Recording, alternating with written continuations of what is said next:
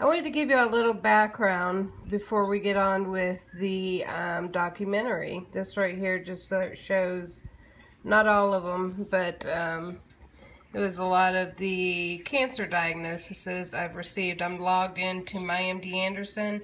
I can't actually show you all the reports, or I could, but I'd have to scroll down real quick because it shows my patient medical record number.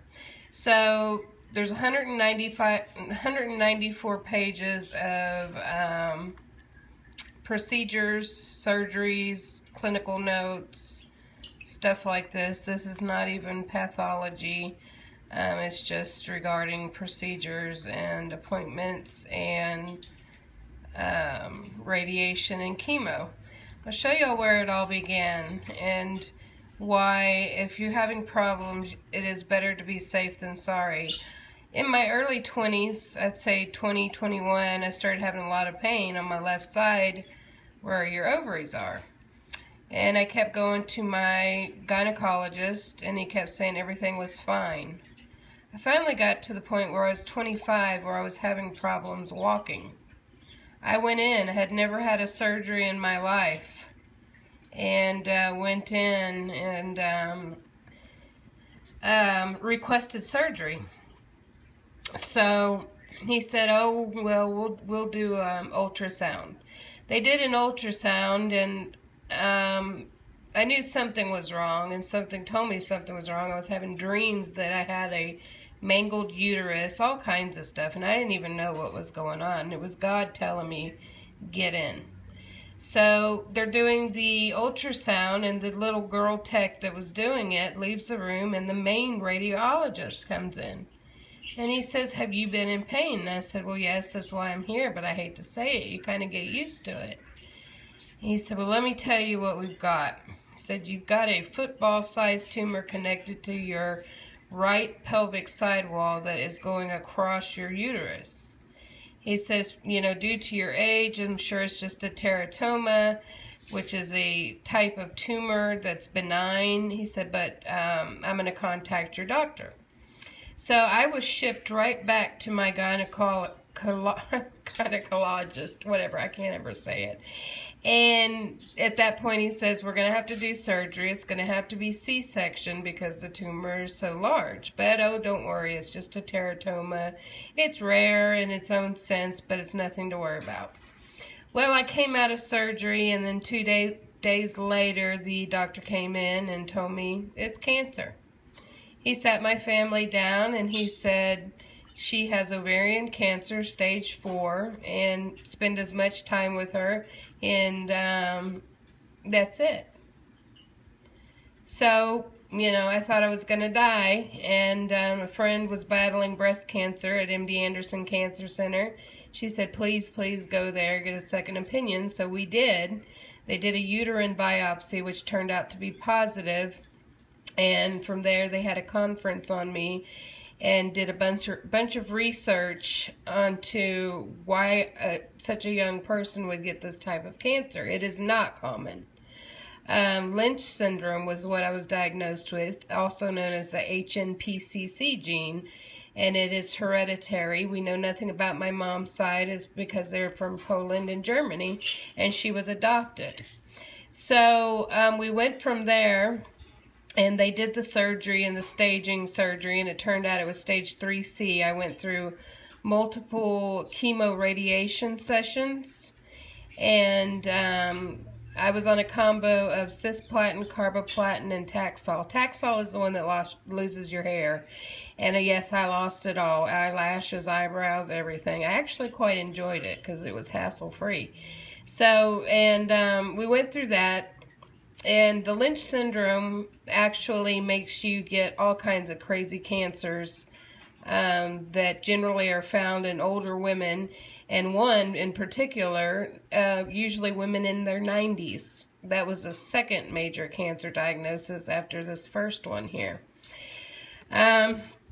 So, you know, we did the chemo radiation on that one too, but they just since then have been using cisplatin on me, which does not cause hair loss. So, time went on, and I found out the hard way about radiation therapy. Radiation therapy, which, given the option back then, I was given a 5% chance of surviving 5 years, or a 10% chance, I don't remember. Well, I do remember, but I'm kind of, you know, nervous even talking about this.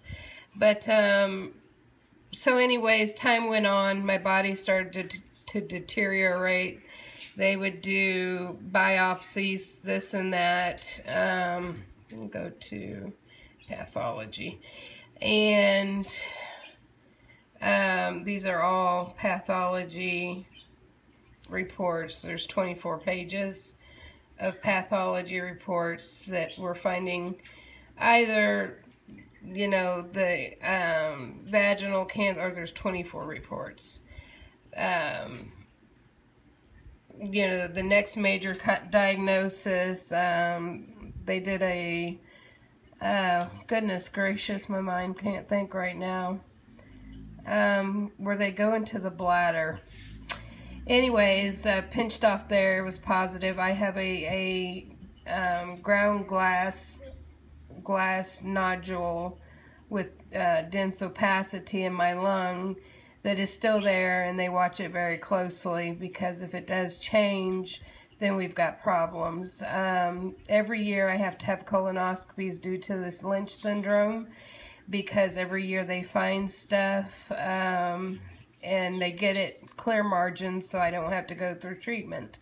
But let me say, my main point is, a lot of this is dealing with stuff since the radiation and the treatments. And let me tell you guys, radiation is something that is your own personal choice and decision whether you want to do. I had it something very rare, to which I had dual radiation 2 different times, and they had to overlap. It was the only option that they had, combined with chemo, and it has destroyed my body. It has destroyed my intestines. It has destroyed my down yonder areas. It has absolutely made my life, excuse my French, a living hell. But I am alive. So now comes the part in dealing with the aftermath of cancer. Yes, I still have stuff removed every year, but I'm talking about, I think the hardest thing is dealing with the aftermath. And so that's why I wanted to do this documentary, and also to inform, and if it can help anybody that has the Lynch syndrome or any type of illness, you can get through it. You saw my pages and pages and pages of operative reports and procedures. I'm still here.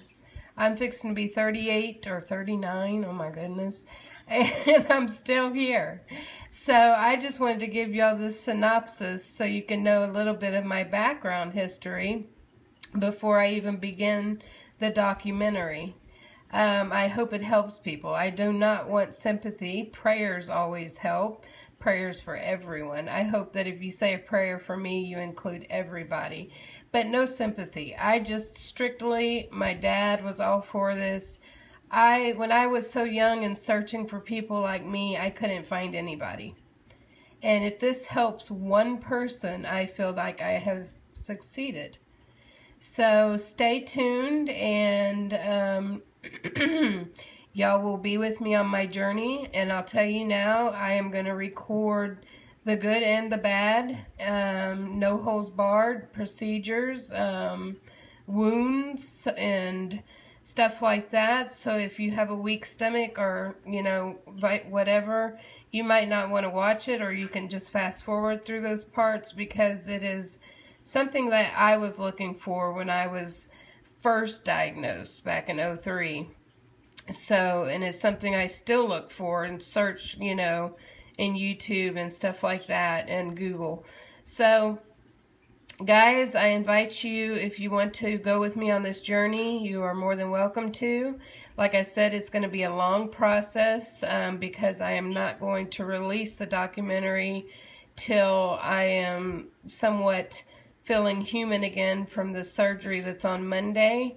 And I'm going to, every day from the day before the surgery throughout the entire healing process I will be recording every day. So, every day. So that y'all are with me. So you get to see exactly what it's like, all the procedures, everything.